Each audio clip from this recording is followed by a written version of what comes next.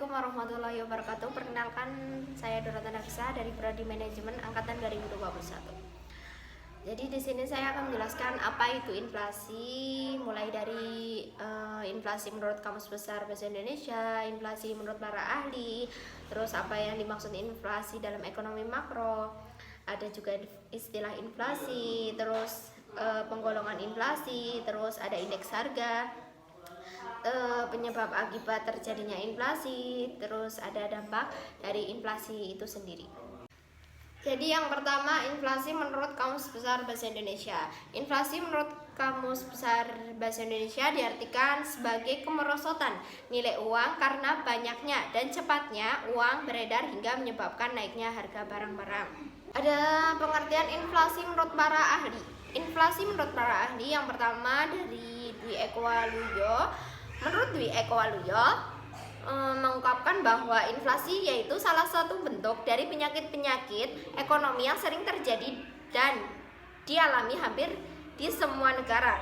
Kecenderungan dari kenaikan suatu harga pada umumnya dan terjadi secara terus-menerus.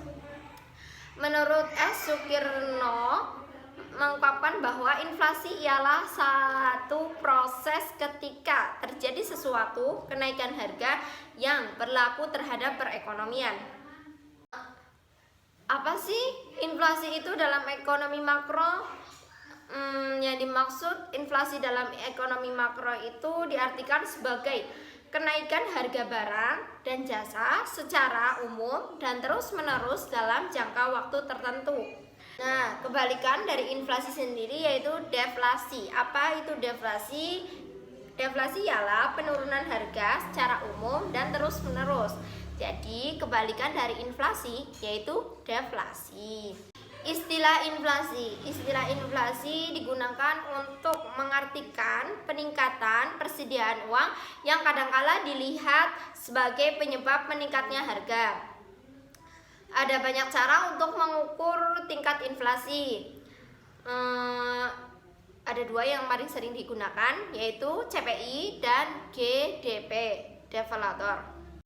Penggolongan inflasi sendiri yaitu terbagi menjadi 4 golongan. Yang pertama ada inflasi ringan, inflasi sedang, inflasi berat, dan hiperflasi. Yang pertama, inflasi ringan. Apa sih itu inflasi ringan? Inflasi ringan yaitu inflasi yang mudah dikendalikan dan belum begitu mengganggu perekonomian suatu negara. Sedangkan inflasi ringan ini terjadi apabila kenaikan harga berada di bawah angka 10% per tahunnya. Ingat ya, yang inflasi ringan ini dapat dikendalikan dan belum mengganggu perekonomian suatu negara. Kedua, yaitu inflasi sedang.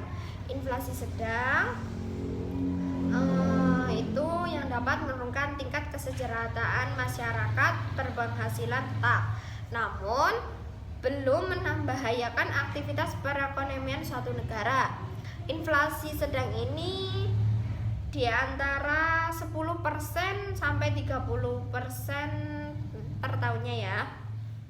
Jadi inflasi sedang ini menurun tingkatnya kesejahteraan, tetapi belum membahayakan aktivitas perekonomian. Ya, ada inflasi berat atau inflasi tinggi. Akibat dari adanya inflasi berat atau inflasi tinggi yaitu harga-harga naik sampai 5 atau 6 kali. Biasanya inflasi tinggi ini timbul apabila pemerintah mengalami defisit anggaran belanja yang dibelanjakan dan ditutupi dengan mencetak uang. Yang terakhir ada hiperinflasi atau inflasi tak terkendali. Terjadi apabila kenaikan harga berada di atas 100% per tahunnya, di atas 100% ya. Inflasi ini itu termasuk inflasi yang sangat berat. Kenapa? Karena mengacu perekonomian suatu negara dan sangat sulit untuk dikendalikan meskipun dilakukan kebijakan moneter dan kebijakan fiskal. Inflasi diukur dengan menghitung perubahan tingkat persentase perubahan sebuah indeks harga. Indeks harga ini indeks harga konsumen, IHK, indeks harga konsumen itu indeks yang mengatur harga rata-rata barang tertentu yang dibeli oleh konsumen. Ada juga indeks biaya hidup, indeks harga produsen. Indeks harga produsen ini yang mengukur harga rata-rata dari barang-barang yang dibutuhkan produsen untuk melakukan proses produksi. Nah, IHP ini sering digunakan untuk meramalkan tingkat IHK pada masa depan karena perubahan harga baku meningkat biaya produksi yang kemudian akan meningkatkan harga barang-barang konsumsi. Ada indeks harga komoditas. Indeks harga komoditas mengukur harga dari komoditas-komoditas tertentu. Yang terakhir ada deflator PDB. Deflator PDB menunjukkan besarnya perubahan harga dari semua barang baru, barang produksi lokal, barang jadi, dan jasa. Faktor penyebab terjadinya inflasi. Faktor penyebab terjadinya inflasi secara umum terjadi karena permintaan dan biaya produksi. Faktor penyebab terjadinya inflasi itu ada 3. Kalau secara umum tadi ya, terjadinya kenaikan permintaan dan biaya produksi.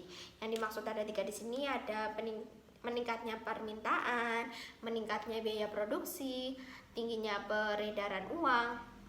Yang pertama, meningkatnya permintaan. Meningkatnya permintaan disebabkan karena peningkatan permintaan untuk jenis barang atau jasa terjadi secara menyeluruh. Sedangkan yang kedua ada peningkatnya biaya produksi. Peningkatan biaya produksi disebabkan oleh kenaikan harga bahan-bahan baku. Yang ketiga ada tingginya peredaran uang. Yang dimaksud tingginya peredaran uang yaitu terjadi karena uang yang beredar di masyarakat lebih banyak dibandingkan yang dibutuhkan. Berarti ini ya, uang yang beredar itu lebih banyak daripada uang yang dibutuhkan. Yang terakhir dampak inflasi. Dampak inflasi ada 4. Yang pertama inflasi terhadap pendapatan, yang kedua inflasi terhadap kalkulasi, yang ketiga dampak inflasi terhadap ekspor, yang keempat dampak inflasi terhadap efisiensi. Yang pertama dampak inflasi terhadap pendapatan. Ini ada negatif dan positifnya. Positifnya yaitu justru mendorong para pengusaha untuk memperluas produksi hingga meningkatkan perekonomian. Negatifnya mereka yang berpenghasilan tetap karena nilai uangnya tetap, sedangkan harga barang atau jasa naik. Yang kedua, dampak inflasi terhadap kalkulasi. Dampak inflasi terhadap kalkulasi yaitu perhitungan penetapan harga pokok menjadi sulit karena terlalu kecil atau terlalu besar. Inflasi kalkulasi ini, dampak inflasi terhadap kalkulasi biasanya terjadi di masa depan yang seringkali tidak dapat diprediksi dengan akurat. Yang ketiga ada inflasi terhadap ekspor. Inflasi terhadap ekspor yaitu kemampuan suatu negara akan berkurang ketika mengalami inflasi. Dampak inflasi terhadap ekspor dan impor. Kenapa? Kemampuan suatu negara akan berkurang ketika mengalami inflasi. Karena apa? Karena biaya ekspor akan lebih mahal. Yang terakhir, dampak inflasi terhadap efisien. Melalui kenaikan permintaan akan berbagai macam barang yang kemudian dapat mendorong terjadinya perubahan dalam produksi hingga mengakibatkan alokasi faktor produksi menjadi tidak efisien.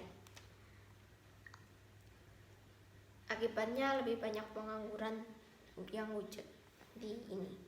Dampak inflasi terhadap efisiensi. Tadi sudah jelasin apa itu inflasi menurut KPPI, apa itu inflasi menurut para ahli, apa itu inflasi menurut ekonomi makro, apa itu inflasi menurut istilah, terus ada faktor penyebab terjadinya inflasi, dampak terjadinya inflasi, ada indeks harga juga. Jadi inflasi ini adalah kenaikan secara terus-menerus.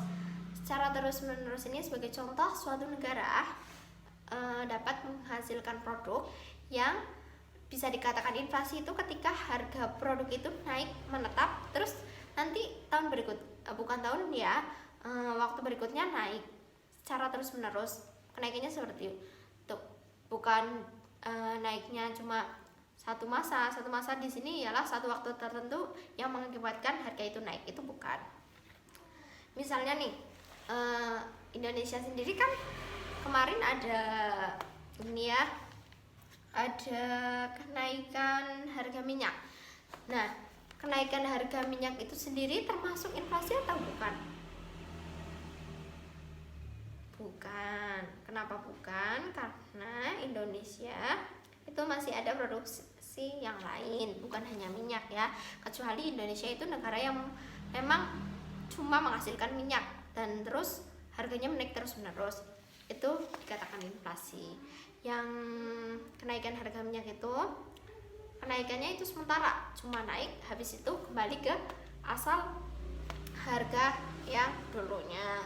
Maksudnya juga inflasi ini terjadi ketika di satu negara itu cuma menghasilkan satu produk yang benar-benar, yang satu produk itu baru dikatakan inflasi, kenaikannya terus menerus.